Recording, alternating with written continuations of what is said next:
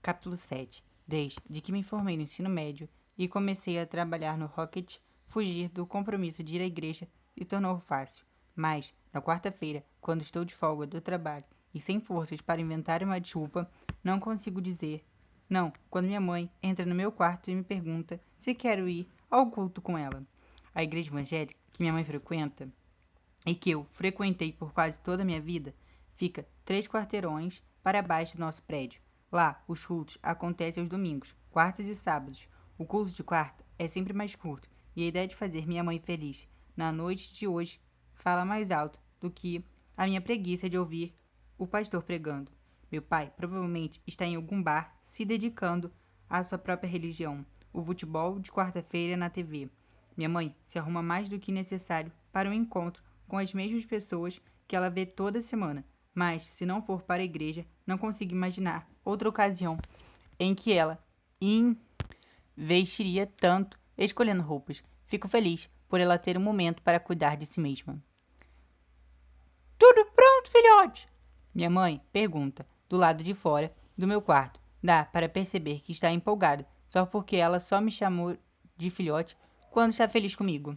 Só um minuto, respondo, vestindo uma calça jeans justa. Apesar do calor, não me sinto à vontade de bermuda na igreja. Nunca existe uma regra contra isso, mas eu sempre sinto que Deus me julgaria se me visse chegando na casa dele com as pernas de fora. Hoje, preciso de julgamento a menos. Assim que termino de me arrumar, encontro minha mãe me esperando na sala. Descemos a rua juntos e ela vai me contando tudo o que está acontecendo na igreja. Ouço sobre o projeto de arrecadação de alimentos para uma casa de acolhimento de moradores de rua, sobre a reforma da sala onde as crianças ficam durante o culto, sobre a apresentação que o grupo de dança vai fazer no próximo sábado. Sinto como se não conversássemos tanto assim há muito tempo. Também sinto meu suor escorrendo frio pela minha testa. O meu coração parece que vai explodir a qualquer momento, porque ver minha mãe feliz desse jeito me deixa nas alturas. E saber que ela só está assim porque eu decidi vir para a igreja com ela, hoje me joga no fundo do poço. Enquanto andamos juntos, é impossível não pensar em nossa relação. Virou um jogo de vida ou morte. A felicidade dela depende da minha infelicidade. A minha felicidade seria a infelicidade dela. E eu não sei qual dos dois cenários seria pior. Tento não pensar nisso agora e me distraio fazendo perguntas para manter minha mente ocupada. Até quando vão as doações de alimentos? Falta muito para a reforma ficar pronta? A igreja tem um grupo de dança agora? Faço esse jogo até chegarmos no quarteirão da igreja, que já está bem cheia para uma noite de quarta-feira. Um cartaz simples na entrada diz: quarta-feira, culto da família. E eu sinto minha mãe apertar a minha mão com força. Minhas pernas ficam fracas por um instante, mas eu entro mesmo assim.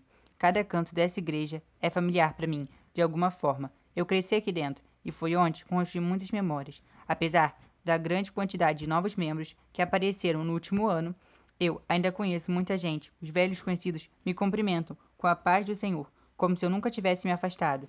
Respondo de maneira automática, sem conseguir de fato me sentir em paz. E agradeço ver como algumas pessoas da igreja estão diferentes agora. Algumas crianças começaram a ganhar as feições desengonçadas de adolescentes. E me pergunto se as outras pessoas me enxergam assim, porque, apesar de trabalhar, ter meu dinheiro e minhas responsabilidades, eu ainda me sinto um adolescente desengonçado. O culto começa com música. A parte dos louvores sempre foi a minha favorita, porque eu tinha uma desculpa para cantar alto e bater palmas. Acho que nunca cantei alto e bati palmas em outro lugar. O repertório de hoje é uma mistura de músicas que nunca ouvi com outras cuja letra sei de cor, enquanto tento bater palmas dentro do ritmo e acompanho as letras que são exibidas em uma projeção na parede. Consigo perceber o olhar da minha mãe me acompanhando. Ela quer saber se vou cantar junto. Quer saber se estou em adoração. Se, por algum milagre, estou acreditando novamente. Me sinto pressionado. Não sei qual é a maneira certa de lidar com essa situação. Não quero alimentar a esperança de que eu vou voltar a frequentar o culto, mas não quero deixar minha mãe de coração partido. Por via das dúvidas, decido cantar as músicas que sei. Não tão empolgado quanto Jonas de 13 anos cantava, mas ainda assim consigo ouvir minha voz se misturando às demais. A maioria das músicas fala sobre o amor de Deus. Nenhuma delas traz uma mensagem opressora como a dos fundamentalistas religiosos que a gente vê nos jornais. 3 louvores se passaram e eu me sinto quase à vontade. Minhas palmas encontram o ritmo e minha voz sai com mais facilidade, mas ainda assim tem uma voz no meu ouvido que não para de me dizer que sou uma fraude, que eu nem deveria estar aqui, que amor de Deus não é para mim porque, segundo a Bíblia, se eu morrer agora, não vou encontrá-lo no céu. Quando a música termina, meus pensamentos ficam mais altos. É difícil me concentrar em cada momento do culto, e eu só balanço a cabeça quando acho necessário. Minha mãe pega minha mão durante uma oração e eu fecho os olhos, por hábitos, sem nem me dar o trabalho de tentar falar com Deus. Ela se aproxima para compartilhar sua Bíblia comigo quando o pastor começa a leitura do capítulo 127 do livro de Salmos. Os filhos são a herança do Senhor. Ele diz no microfone. Que merda de herança eu sou? A voz na minha cabeça responde muito alta. Passo 40 minutos escutando o pastor falar sobre o plano de Deus para famílias. Sinto a respiração da minha mãe ficar mais pesada quando ela fala sobre como devemos sempre orar pela alma dos nossos familiares que estão fora do caminho do Senhor. A vida inteira eu vi minha mãe orando pela conversão do meu pai, e só hoje eu percebo que provavelmente tenha me juntado a ele nessa lista de oração. Meu desconforto é tão grande que solto um suspiro de alívio. Quando o pastor diz o último amém, a igreja se levanta, mas eu continuo sentado de cabeça baixa, pensando em como sair daqui o mais rápido possível. Quer um cachorro quente, filho? Ouço minha mãe perguntar. Levanto a cabeça confuso, porque essa era a última coisa que eu esperava ouvir. Hoje tem cantina na igreja. Estamos arrecadando dinheiro para o retiro do carnaval. Minha mãe explica. Então, olho em volta e encontro no fundo da igreja uma mesa cercada de pessoas. É interessante a maneira como ela diz. Estamos arrecadando, sendo que ela não está fazendo nem vendendo cachorro-quente. Mas ainda assim, ela se sente parte disso tudo. Esse pensamento me dá saudades. Não da igreja, mas de fazer parte. Faço que sim com a cabeça. Junto com minha mão, me aproximo da mesa onde o lanche está sendo servido. Atrás da mesa está uma mulher chamada Beth, uma das pessoas daqui que me viu crescer. Que bom te ver aqui, Joninhas! Ela usa um apelido que não ouço faz tempo. Agora já está quase um Jonão, né?